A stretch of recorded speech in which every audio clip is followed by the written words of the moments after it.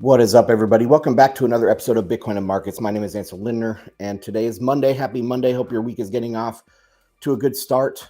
Every Monday, I go through my fundamentals report. That is a Bitcoin industry letter that not only includes Bitcoin, but includes macro as well.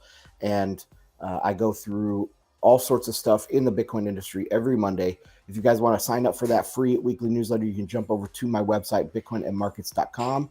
Going to share that on the screen here. Bitcoin Fundamentals Report number 260. I do all sorts of content on the website here. So if you do sign up for that free membership, you'll get notified of all the content that I drop, as well as that free weekly newsletter. And if you'd like to support my content, you can do so over on the website as well. Okay, let's jump into the Bitcoin Fundamentals Report number 260. And we have here, I always start off with a meme. And of course, famous from the Matrix, where there is no spoon. This guy is trying to tell you that there is no Bitcoin, there is only sats. And that is the case. The network actually tracks Satoshis. It does not track full Bitcoins. Like if you make a transaction for 1.12 Bitcoins, that's not, one, that would be a huge transaction, but two, it's not tracking it by the Bitcoin, it's tracking it how many sats that is. So stay humble, stack sats. This brings up a discussion in Bitcoin that we often have, and that is the denomination, because with Bitcoin price being, say, 27,000, that is a pretty high unit cost. And a lot of people think, oh, I can't even buy one Bitcoin, so why am I even going to get involved? But of course, you can buy a fraction of a Bitcoin. And if we priced sats, that would make it more approachable to people, I think. But at this point, sats are too little. I mean, I don't even know what one sat would come out to be. Probably like 4 decimal places, 3 or 4 decimal places for the dollar. That's just too small. So my preferred denomination is a finny, and we'll get into that here in a second. Okay, so snapshot of Bitcoin up front here. Bitcoin is really wanting a breakout. We're going to take a look at the price chart for Bitcoin pressed up against 27,000. Multiple important levels are all, having a confluence on the chart there at 28,000. And Bitcoin really wants to break above that, but we did have a little slight setback this morning. But we will, like I said, take a look at the charts. Media sentiment is still positive. I haven't seen anything really all that negative. Charlie Munger did have a quote out saying that Bitcoin was a horrible investment, but he missed everything since the telegraph, technology wise. Okay, next one up. Network traffic is moderate. I wanted to say low here, but there has been a little bit of spike in the mempool, so I had to put moderate. We will cover that as well below. Mining industry, very confident. Despite the price being stagnant, despite everything out there for price and for like macro, the mining industry in Bitcoin is extremely confident right now and surging. So I think that is a very important sign.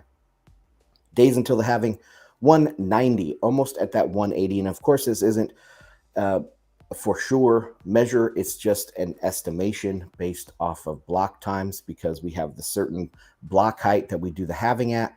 And if Bitcoin slows down before that time, where blocks maybe average 10.5 minutes instead of just under 10, then it's going to change that date and add some more days. But right now it's at 190, getting close to that 180 mark of 6 months, just around the corner though. Price section, 27,387 at time of writing. I think it's gone up a little bit since then, and I forgot to change this color. Oops. Down $669 since last issue. That's 2.4%. Last week it was up $1,300 is from 2 weeks ago. So this is taking back about half those gains from the week once removed here. Market cap is still over $500 billion at 533 billion. Satoshis per dollar, here you go, 3,652. So see, if we had a denomination of Satoshi, we would still be dealing with decimal places, and it would be hard for people, not hard for people, but it would be less convenient than dealing with Finney. And so this is my denomination I've been talking about for years. I hope it catches on. Of course, it's named after Hal Finney, but one Finney is 1/10,000th of a Bitcoin, or 10,000 Satoshis, and it comes out to $2.74. Maybe in the future, that will be like $100 or even $1,000. But that is a denomination that is, it's a halfway denomination that can allow people to wrap their heads around the unit bias that they have. Okay, mining sector. Previously, it did adjust positively last week, which I'm very surprised at, because at time of writing last week, it was supposed to be negative 0.3, but it surged in those last 12 hours to turn out to be a positive adjustment. So there again, the mining industry is super confident and super surging. Okay, next estimated adjustment is 4% in approximately 7 days. Mempool is 65 megabytes, up from 25 megabytes last week. That's why I said, we still have moderate traffic on the network.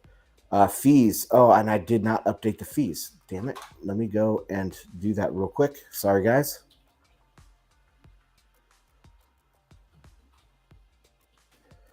I always forget one thing every week.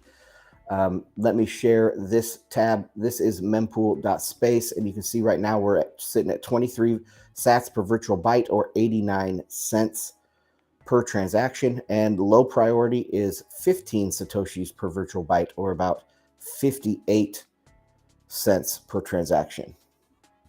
Okay, back to the report, and let's take a look at Lightning Network, because this one surprised me a whole lot. Okay, capacity last week dropped, I believe it was 5% or so, down to around 4,500 BTC in capacity. And I had a big rant about that. Like, something could have happened where a liquidity provider fell off, their nodes fell off, something happened to them and they weren't being counted. And that appears to be what happened, because all of those Bitcoins and more are back this week. So we went up 788 Bitcoins in capacity on the Lightning Network. That was 17.5%. Channels also went higher by about 800 channels, and that was about 1.3%. So not as big a deal as the capacity. There must have been a few big liquidity provider nodes that had gone offline or something. I don't know. And so now they're back on. The Bitcoin liquidity is back to the Lightning Network. But, sitting at 5,300, we need to be at 50,000. Probably not much more than that, because once we get, Bitcoin gets up to the 6 digits or even 7 digits in value, 50,000 Bitcoins is going to be a whole lot of value on the Lightning Network. That probably will be enough for whatever use cases in the foreseeable future. But we do need way more channels. 63,000 channels is not a lot. We need to at least 10x, 100x that.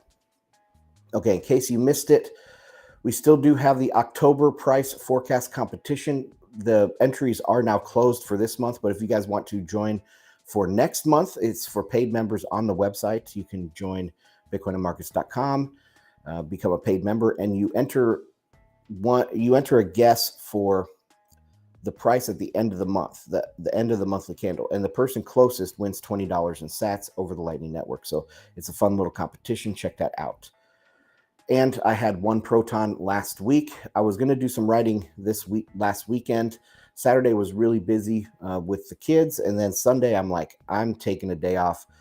We got some stuff blowing up over there in the Middle East. And, I just need to chill out. I watched a movie and, kind of let things simmer and percolate and not really do too much work. So but there will be another Proton coming out, maybe tomorrow, maybe Wednesday. So stay tuned for that, I guess. Community streams.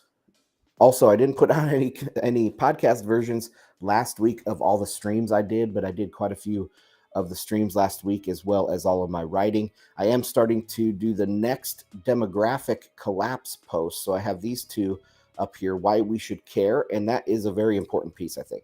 The case studies, not so important, but they're kind of interesting to see what other countries are doing right now.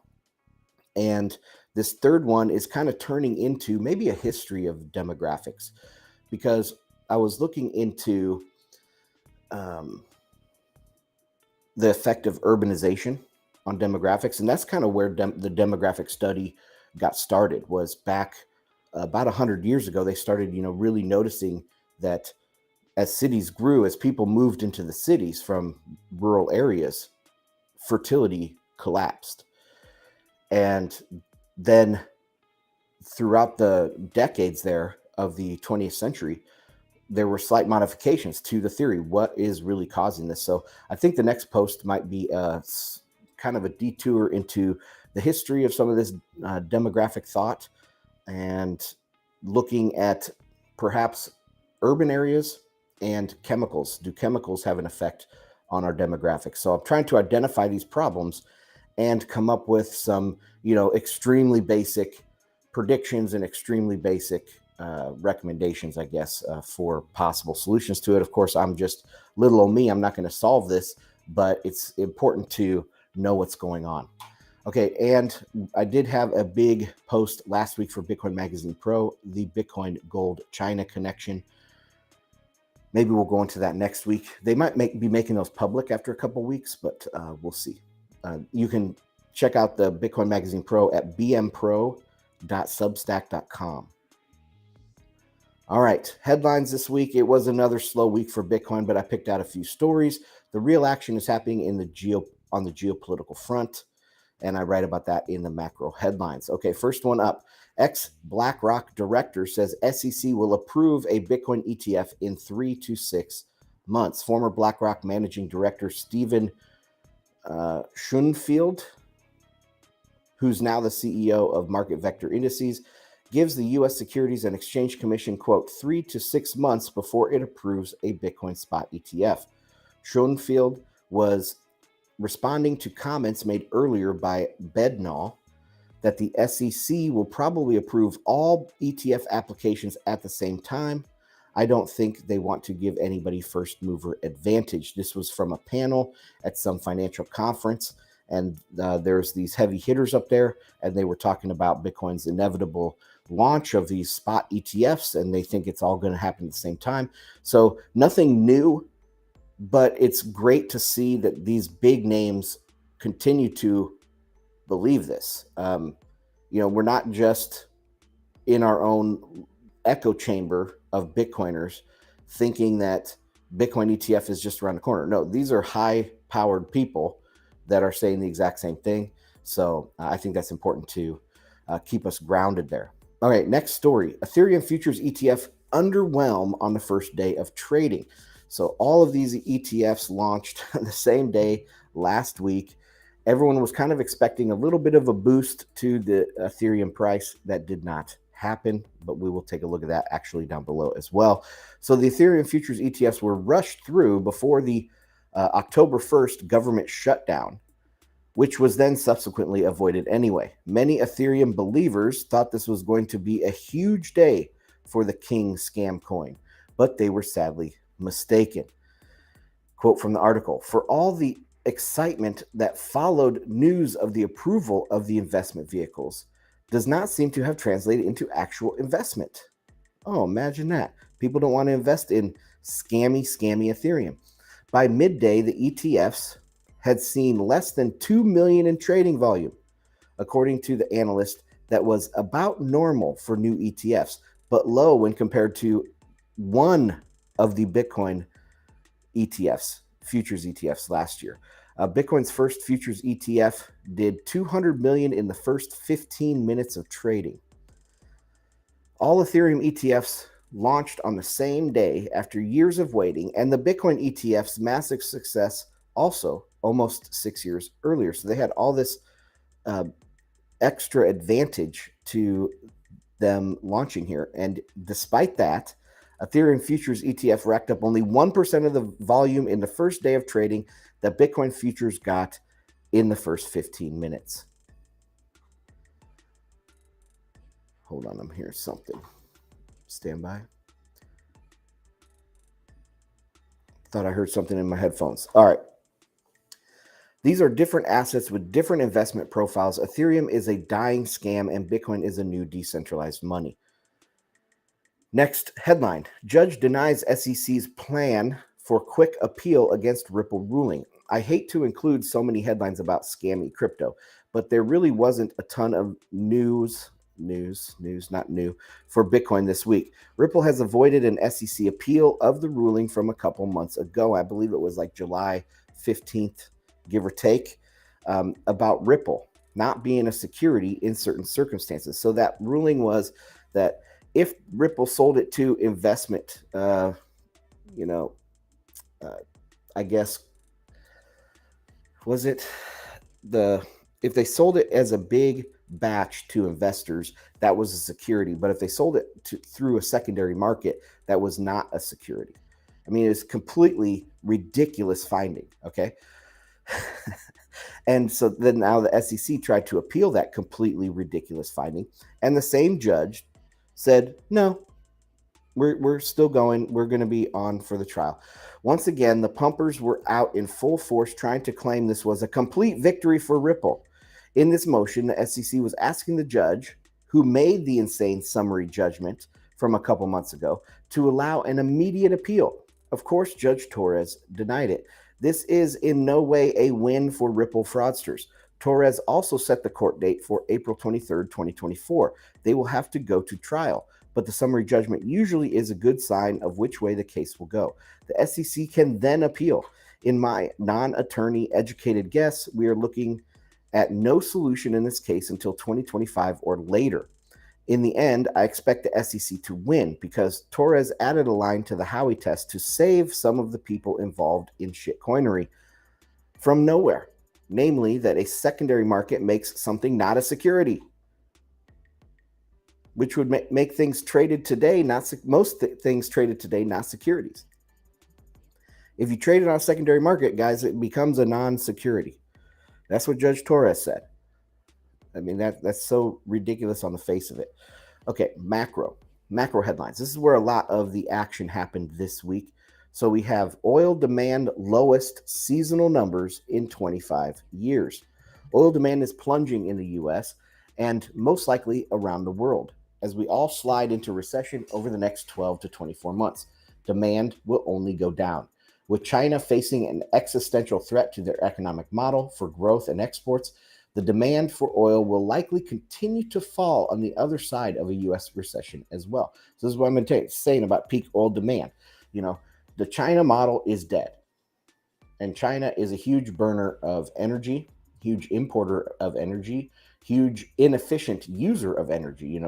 They burn a lot of coal and stuff. But their economic model is dead.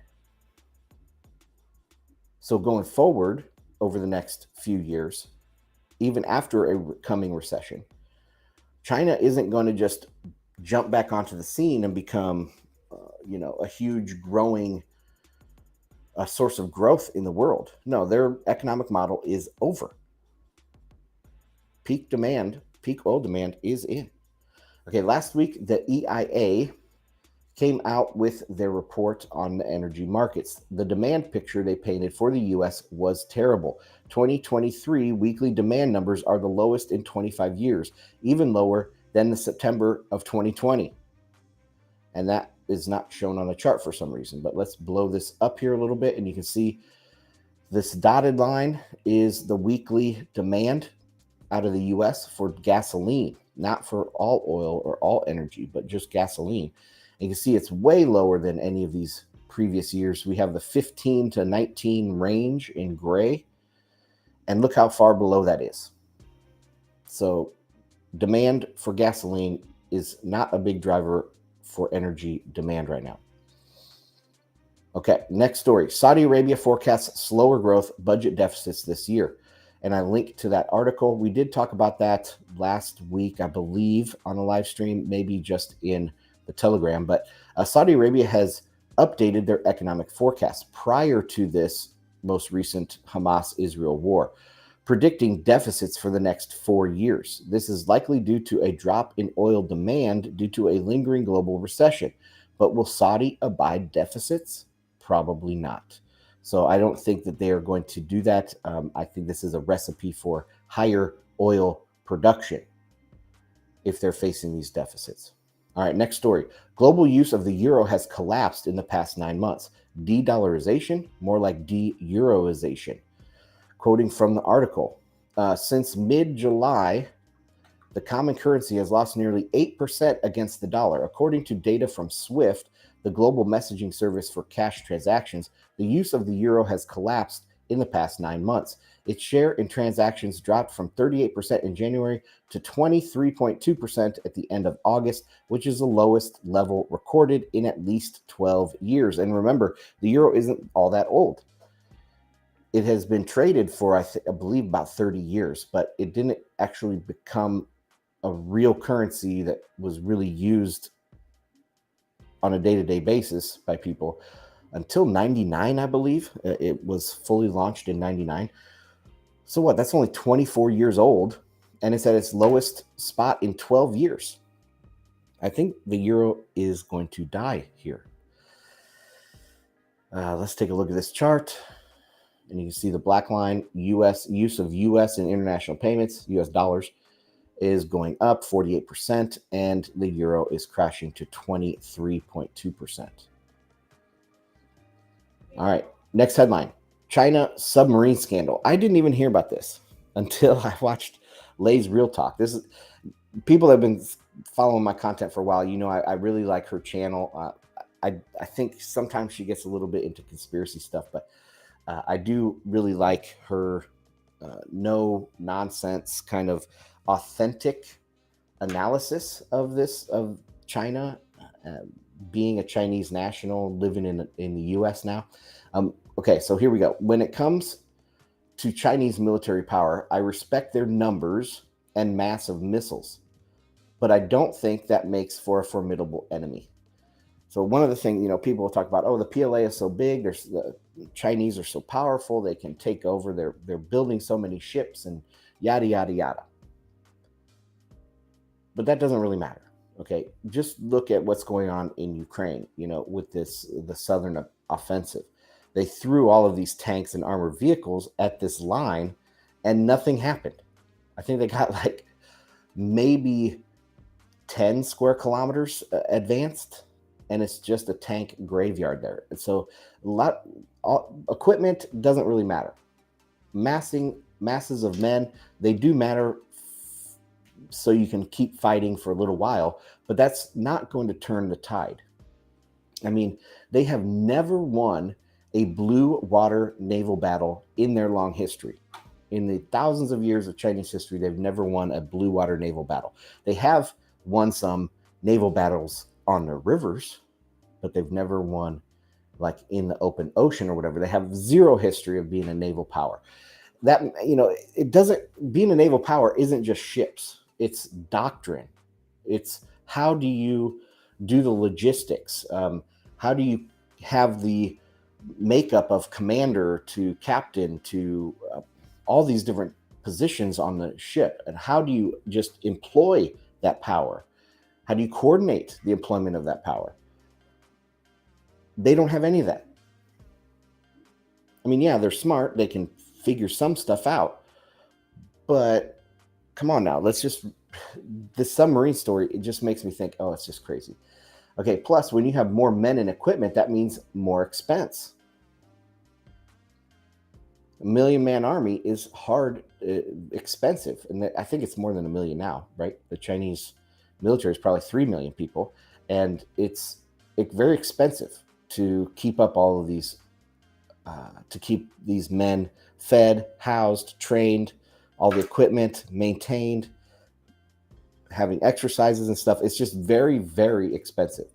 And lastly, their doctrine is extremely lacking. And that's what I just talked about. So I linked to this video. I recommend going to check it out. This submarine, there's a nuclear sub, and it was off the coast of China there in some of their territorial waters, real close in. It was shallow water. I believe it was only like 20 meters of water or something. And there's conflicting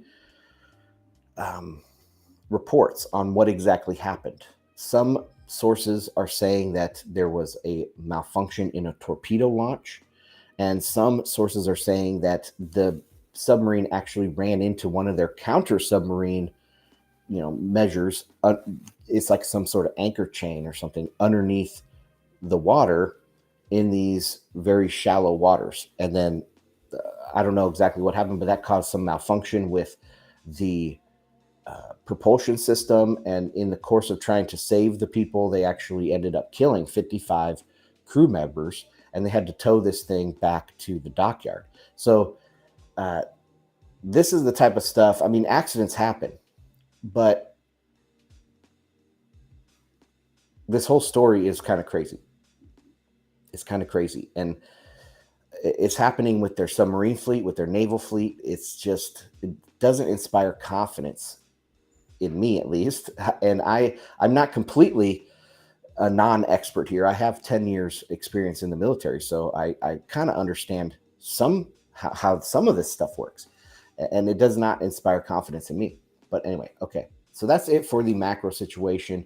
I tried to just get a spattering of stuff going on and not overload with charts and things, because a lot of my content is about the 10-year, the dollar, oil price, Bitcoin price, what's going on. And last week I was talking a lot about gold. And so I tried not to just do that. I tried to go with some high level stuff for the macro. Okay, price analysis, Bitcoin charts. Not much action on the charts this week. Thursday through Sunday was fighting with the 200-day and 200-week moving averages. So far, Bitcoin is taking a breath from trying again.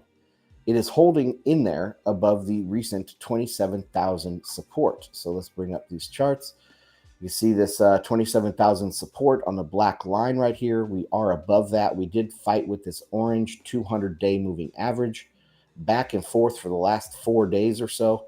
I thought we could break it, but this Hamas-Israel thing kind of, I think, spooked the market a little bit. But anyway, I don't think it's going to dip very far at all. Here is the weekly. The 200-week now is in orange again here, and tried to break it, but we didn't quite close above it. And now we're testing the support. Hopefully we can make another run at it here very shortly. Now, one thing that I wanted to show here is Ethereum's performance. So it might be dragging Bitcoin down a bit through arbitrage bots that are programmed to keep these two different things pegged together. So there are, there will be arbitrage bots between exchanges for a single coin like Bitcoin versus the dollar, say. But there will also be arbitrage on the ETH BTC pair, and people will be trading that ETH BTC pair. And so I think some of the bots are really trying to keep this Ethereum from, not trying to keep it from collapsing, but keeping Bitcoin somewhat correlated with Ethereum. And Ethereum is crashing. So that won't last long. It was also reported this morning that the Ethereum Foundation sold 1,700 ETH.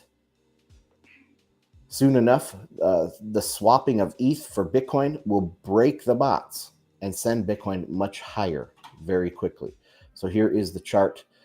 This was what they were trying to hold for a long time. I believe that's like 0.061 or right around that level. It was trying to hold for a long time. And then had a little tiny rally into the Ethereum futures launch last week. And since then, it has been straight downhill. Just puking. All right. What about macro? So the market shift toward recession I've been talking about for weeks now is starting to take shape. Stocks are up off recent lows. The US 10-year is dropping with a bearish divergence. The dollar is off the highs and barely hanging on to the bullish trend. The only outlier is oil. And it's not really an outlier. It's just today it bounced pretty hard, but that's based off of the Hamas-Israel stuff. So it was down 14% last week. That's a big week, and it has bounced from 81 up to 86. But we'll see if that continues.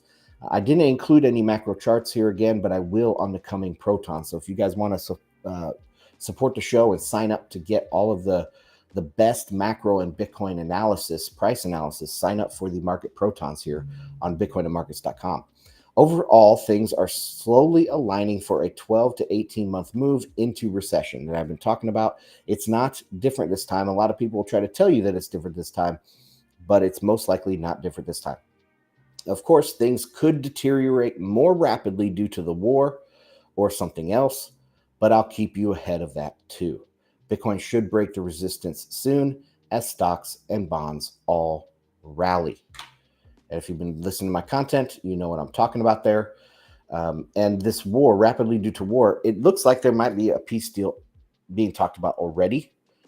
That was just late breaking within the last hour or so. So we'll have to keep an eye out for that. If that does, quickly come to an end, like a 4 or 5 day war, that would be, I think, very bullish for markets, especially if you look at the S&P 500 today. It has really jumped up just today. Bonds, the 10-year, even though the market for bonds was supposedly closed today, the 10-year continued to sink on the charts. So I was watching that. But yeah, I'll keep you guys all updated abreast of that. Okay, Bitcoin mining headlines is the first Bitcoin mining pool from El Salvador is here.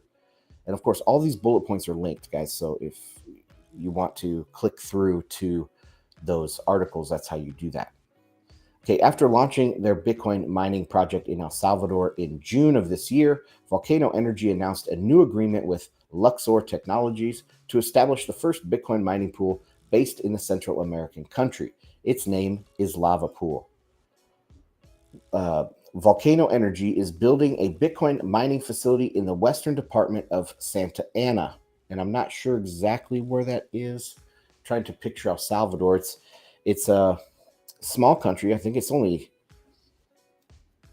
I don't know how many miles across. I did a geopolitical analysis for it for Bitcoin Magazine. I should link to that more often because I thought that was a good analysis. But okay, they say this is in the western department. So San Salvador is right in the middle of the country, slightly in from the coast.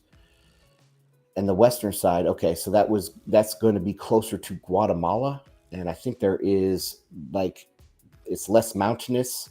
There might be some rivers that they can tap on the border there of Guatemala for some hydropower, probably wide open for, I don't know what this energy is, but solar energy. So it's outside the mountains in a very sunny area in El Salvador on the western side of the country. This project will generate renewable energy with a capacity of 241 megawatts that will be partially used to mine Bitcoin and to provide cheap power to the local communities. Of course, maybe like off peak or on peak, whatever this is, that it's not going to be 100% for the communities because Bitcoin will suck up a lot of that.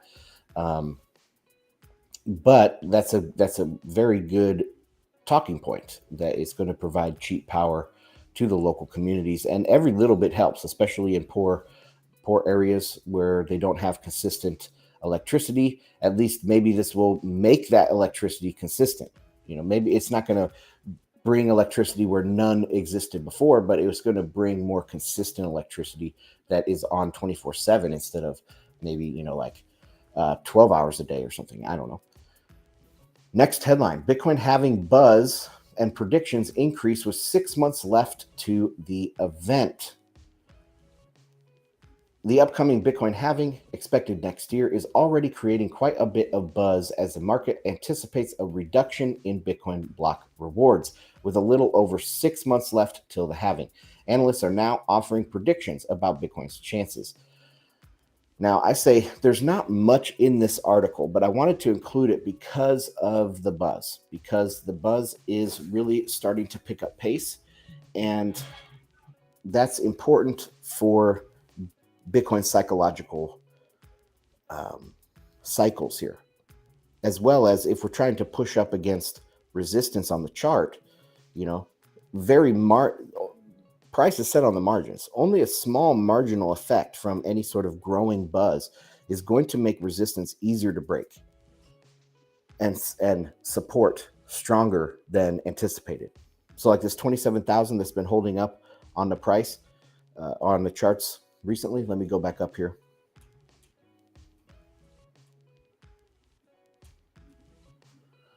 So this 27,000, it doesn't look like it's all that important, okay? But when you have a small amount of difference in demand, just a small marginal change, it's going to make that resistance that much weaker and the support that much stronger. So it can turn minor support into major support. All right. So with the Bitcoin having buzz increasing, I think that's very good for price. Okay, next topic here is difficulty. On last week's report, difficulty was estimated to adjust, and I misspelled that, down by negative 0.3%, just 12 hours before the adjustment. Hash rate jumped so much right after the report that the adjustment ended up being positive 0.3%. So that is within 12 hours, the estimated difficulty adjustment changed by over 0.5%. That's pretty crazy. That is a monstrous swing in just 12 hours. Now the hash rate is on pace to cause a 4% adjustment next week. So here is a Bitcoin difficulty. You can maybe see it way over here on the right-hand side. It's just a little blip, barely registered, but it was positive. And then this is the hash rate. You can see it's ripping higher, continuing to go to all-time highs over and over again. It's very, very bullish. What do I write about the hash rate? So hash rate keeps going up despite the stagnant price. I say it all the time, but I'll say it again. Miners have a deep knowledge of Bitcoin fundamentals. They talk with regulators, local officials, suppliers of rigs and energy, over-the-counter buyers of the coins, investors, both public and private, etc., etc. They are bullish. You should be too. Excuse me. So yeah, miners are confident, very, very confident right now. Okay, mempool. Last week, the mempool collapsed to only 25 megabytes, but it has since gone up to 65, but fees remain low. Bitcoin has survived yet another era of attack by spammers, just like it was designed to do. No emotional overreaction or centralized control needed. Simple and unchangeable economics handled it. Let's take a look at this. So you can see way over here on the right-hand side, this is the last week, this little pink hump. Really, the network chewed through everything, and then we had a spike in some very cheap transactions. This pink is like very cheap transactions. So that is what we're seeing right now on the network.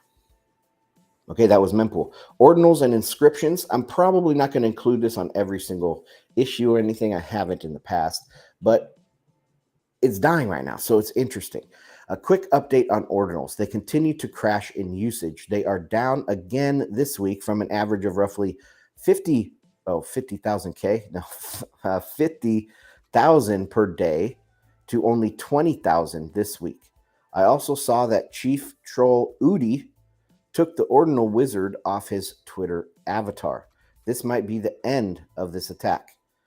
I don't think ordinals will go away totally, but they will not be a significant topic of discussion to worry about. So let's take a look at this. You can see the last couple of weeks they've just completely crashed. This has to do with fixing a bug in the numbering, I believe, and kind of broke maybe the auto inscribers that were going, some of the techniques people were using maybe, and it's not worth it anymore to fix. So nobody's using ordinals anymore. Okay, next topic, next segment here is layer 2, and I almost didn't include this, but this is late breaking just today. BitVM, compute anything on Bitcoin. I linked to their white paper here in the bullet headline. I didn't get a chance to dig into it very deeply. I did read through the abstract, and I read through some things on Twitter. More people doing more things. That's one of my sayings about Bitcoin as it gets adopted more, as more people come into Bitcoin, is there's going to be more people to do more things. This is the opposite, actually, of a demographic collapse, right? So Bitcoin has positive network effects, and those positive network effects don't only include monetary value and use as a medium of exchange and a store of value in a unit of account, No, the network effects also are about innovation, are also about building on top of Bitcoin. And so you have more people doing more things, and it's just going to really rapidly accelerate. That's the opposite of demographic collapse, though. In a demographic collapse, you have fewer people doing fewer things, and it goes the other direction. But Bitcoin is the growing network in an overall declining, macro environment. The network effect of innovation on top of Bitcoin. In my initial reading and understanding, no technical expert here, but I understand the main concepts. I mean, I've been around Bitcoin for a long time. And I think when I first got into it, I really tried to dive down and understand a lot more of the technical, cryptography and uh, getting into elliptic curve and understanding, being able to read the code. Like I wanted to be able to read and understand the code and stuff, but I gave up on that years ago. But I understand most of these main concepts here. And I am an expert, I believe, in Bitcoin incentives, Bitcoin from the economic side. And so, yeah, that's where I'm coming at this from. It claims to enable more complex smart contracts on Bitcoin through off-chain computation and anchoring a true-false statement into the blockchain. So let's read their abstract here. BitVM is a computing paradigm to express Turing-complete Bitcoin contracts. This requires no change to the network's consensus rules. Rather than executing computations on Bitcoin, like Ethereum does, that's why Ethereum has gas, because they execute everything. It's decentralized execution. That's what Ethereum is. Bitcoin is decentralized verification or validation of transactions. So it's a completely different thing. But anyway, this says rather than executing computation on Bitcoin, they are merely verified, similarly to optimistic rollups. A prover makes a claim that a given function evaluates. I lost my spot here. A prover makes a claim that a given function evaluates for some particular inputs to some specific output. If that claim is false, then the verifier can perform a succinct fraud proof and punish the prover. Using this mechanism, any computable function can be verified on Bitcoin. Committing to a large program in a taproot address requires significant amounts of off-chain computation and communication. However, the resulting on-chain footprint is minimal. That's very important. As long as both parties collaborate, they can perform arbitrarily complex, stateful, off-chain computation without leaving any trace in the chain. On-chain execution is required only in the case of a dispute. What's so fascinating about this is, one, we've been saying this for a long time. Let's go to where my write-up is. I did a little bit more writing down here.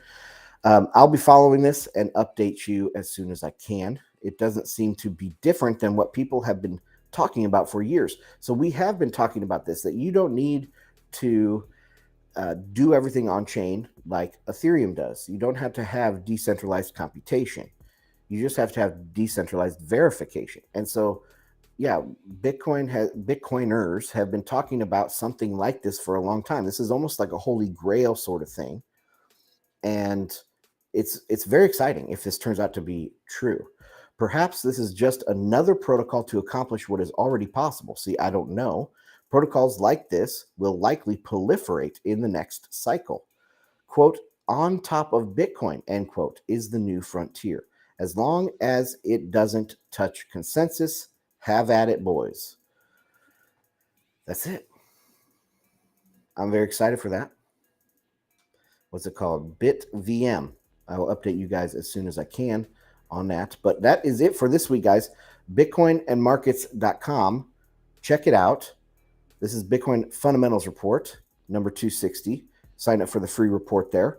Get it straight to your inbox so you don't miss a week. Also, you'll get notified of all the podcasts and other things that I drop, other blog posts and everything that I drop over there on bitcoinandmarkets.com. You can also sign up to become a paid member over there. So I appreciate everybody that supports the show. All right, guys. Well, that's going to do it for me today. I hope you have a good rest of your week, a good start to your week here on Monday, and I'll see you on the next one. Bye.